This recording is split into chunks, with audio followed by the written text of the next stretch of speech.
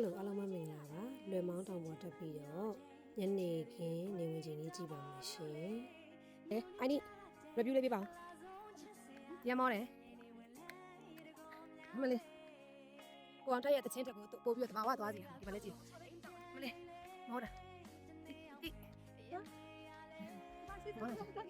မလေးအဲ့လိုက်တာကြည့်ပါရှုကင်းနေဟာဒီပေါ့ပေါ့လာဒီတောင်ပေါ်ကိုဟိုဘုရားရင်မြင်နာအထိကိုကားနဲ့တက်လို့ရတယ်နော်တက်ဖြစ်အောင်တက်ပါရှင်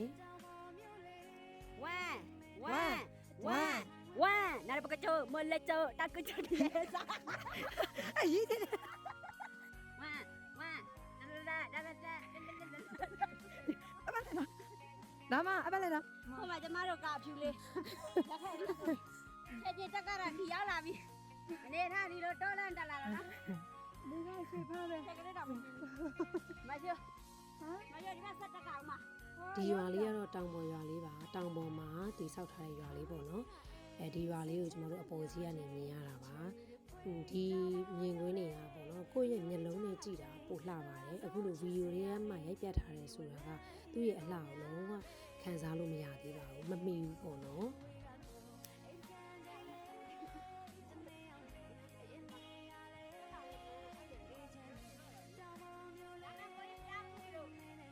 ဘာလို့ဒီလေမောင်းတောင်ကိုတက်ခိုင်းတာလဲဆိုတော့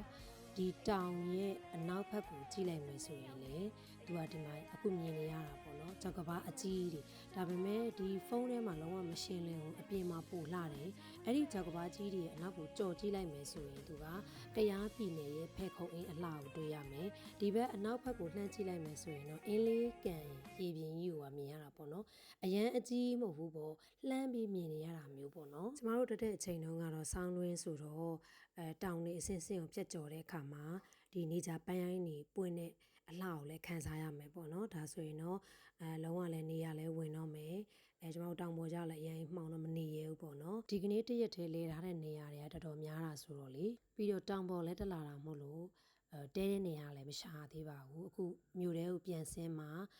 တဲတဲ့နေရာကျမတို့ရှာပြီးတော့တဲမယ်နောက်နေ့မနက်ကိုဒီကနေ့မှမမြင်ခဲ့ရတဲ့တိမ်ပင်လယ်ကိုကျမတို့ပင်လောင်းမှာတိမ်ပင်လဲကြည့်ပြီးပြန်ပါမယ်ရှ